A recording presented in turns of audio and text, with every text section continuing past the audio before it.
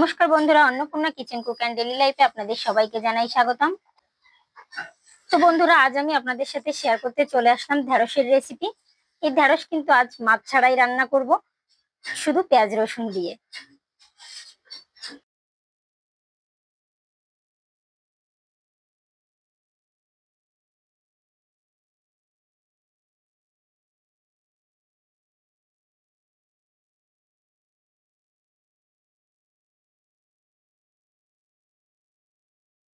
ঢেঁড়স ভাজি করার জন্য কড়াইতে তেল দিয়ে দেব। তেল গরম হয়ে আসছে, এখন ঢেঁড়স গুলো দিয়ে দেব।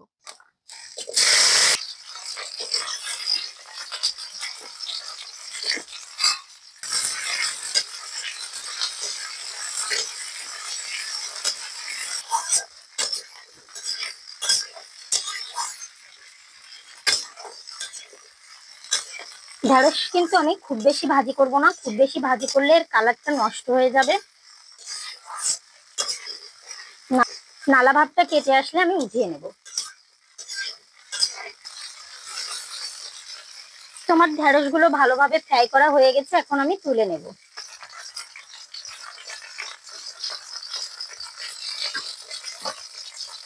ঢেঁড়সের রেসিপিতে আমি একটা আলু দেবো, তো আলুগুলো ভাজি করে নেব।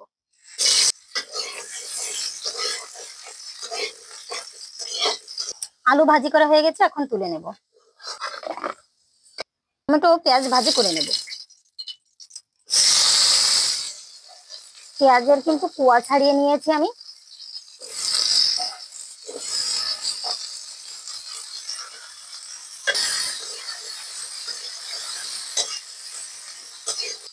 সাথে কাঁচামরিচ কুচিয়ে দিয়ে দেবো।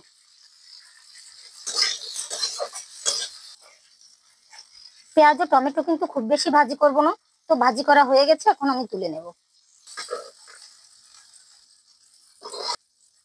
কড়াইতে আমি আবারও তেল দিয়ে দেব। ফোড়নে আমি এলাচ ও জিরে দিয়ে দেব। কুচি করে রাখা পেঁয়াজ দিয়ে দেব। কয় কোয়া রসুন দিয়ে দেব। এর সঙ্গে আমি পেঁয়াজ বাটাও দিয়ে দেব, সাথে রসুন বাটা, আদা বাটা দিয়ে কষিয়ে নেব।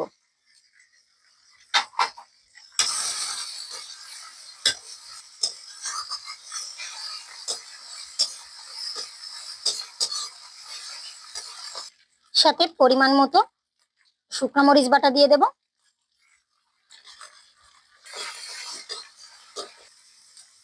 কুচি করে রাখা টমেটো দিয়ে দেব।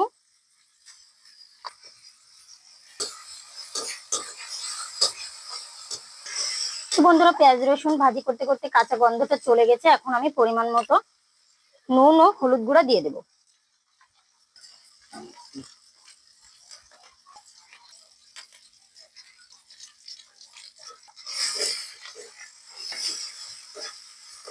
মিশিয়ে নেব। কষানোর জন্য সামান্য পরিমাণে জল দিয়ে দেব।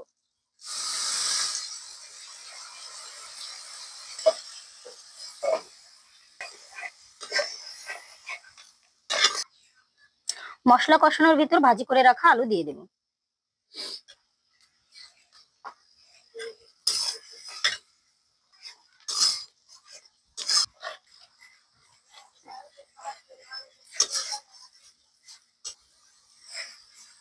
মশলা কষাতে কষাতে তেল ছেড়ে দিলে আমি ধনিয়া ও জিরা বাটা দিয়ে দেব।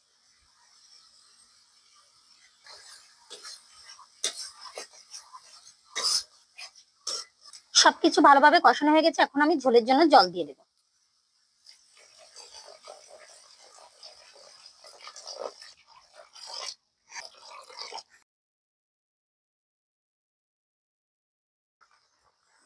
তো বন্ধুরা, জল ভালোভাবে ফুটে আসছে, এখন আমি ঢেঁড়স দিয়ে দেব।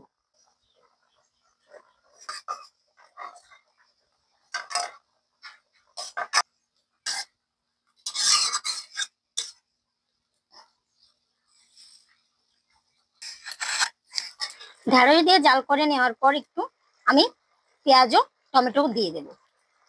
ভাজি করে রাখা গরম মশলা দিয়ে দেব।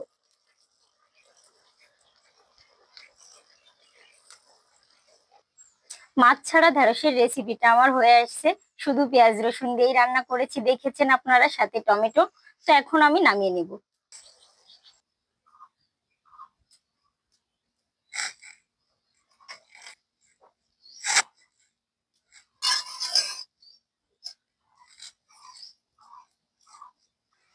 তো বন্ধুরা, মজাদার এই ঢেঁড়সের রেসিপি কিন্তু আপনাদের বাসায় ট্রাই করার অনুরোধ রইল। আমার এই ঢেঁড়সের রেসিপিটা আপনাদের কেমন লেগেছে, ভালো লাগলে কমেন্টে জানাতে ভুলবেন না। চ্যানেলে যারা নতুন তারা চ্যানেলটিকে সাবস্ক্রাইব করে পাশে থাকা বেল আইকনটি বাজিয়ে দিন। আর যে যে বন্ধুরা অলরেডি সাবস্ক্রাইব করে দিয়েছেন তাদেরকে জানাই অসংখ্য অসংখ্য ধন্যবাদ।